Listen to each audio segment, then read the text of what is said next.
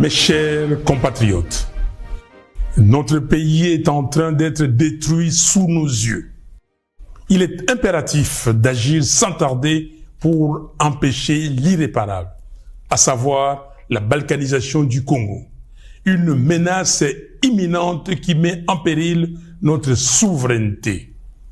Nous n'avons plus d'autre alternative. Il est temps de sauver notre nation du spectre d'effondrement. Depuis le 30 juin 1960, notre pays n'a jamais affronté un défi aussi existentiel. La guerre qui ravage actuellement notre territoire menace l'unité de notre nation. Dans ces contextes d'extrême urgence, la cohésion nationale doit s'imposer comme notre priorité politique absolue.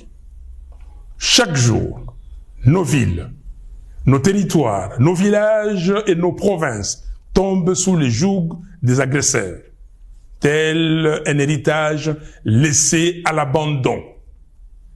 Combien de morts faudra-t-il encore pour que nous prenions pleinement conscience de l'urgence d'unir nos forces, de transcender nos divergences et de trouver une solution pour préserver les 2 345 410 km² de notre territoire. La balkanisation du Congo, insidieusement orchestrée sous nos yeux, ne saurait être tolérée. C'est un projet ignoble, une profanation de l'héritage légué par Simon Kimbangu et Patrice Lumumba. Aujourd'hui, plus que jamais, il incombe à chaque Congolais d'assumer sa part des responsabilités dans la lutte pour la sauvegarde de notre pays.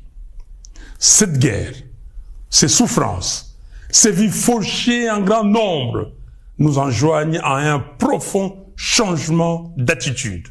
Nous ne pouvons plus nous permettre l'inaction ni la complaisance. Il est de notre devoir de contrer ceux qui cherchent à diviser notre peuple et à nous précipiter vers notre propre perte.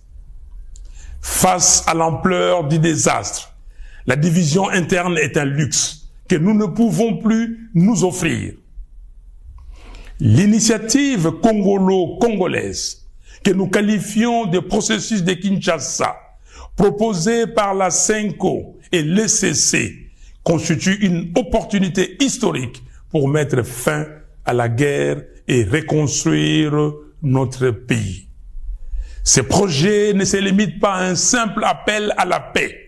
Il incarne une profonde refonte de notre approche politique, une véritable révolution dans notre manière de vivre ensemble.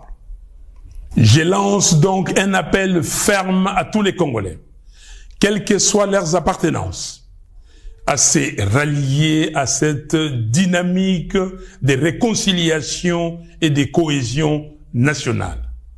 L'heure est à la responsabilité individuelle et collective. Il est temps d'agir pour sauver notre pays. J'exhorte Corneille Nangaa à déposer les armes, à faire prévaloir l'intérêt supérieur de la nation, en pensant à l'intégrité de notre territoire national et surtout à reconnaître les droits inaliénables à la vie de ses frères et sœurs. J'en appelle à Joseph Kabila afin qu'il se remémore tout ce que le Congo lui a donné et qu'il s'engage résolument en faveur de la paix. J'invite Félix Tshisekedi à mesurer l'ampleur du désastre qui accable notre pays et à soutenir sans réserve l'initiative des évêques de la CENCO et des pasteurs de l'ECC. J'encourage enfin l'ensemble des responsables religieux à s'unir derrière ces processus salvateurs pour notre nation. C'est une catharsis. Mes chers compatriotes, Il est impératif que nous agissions sans délai pour mettre un terme à la guerre, stopper les massacres des Congolais, en finir avec les déplacements forcés de nos concitoyens, restaurer l'intégrité de notre territoire et alléger les souffrances de notre peuple. Il est temps de replacer notre nation sur la voie du développement, du progrès et de la dignité. Que Dieu bénisse le Congo et son vaillant peuple. Je vous remercie.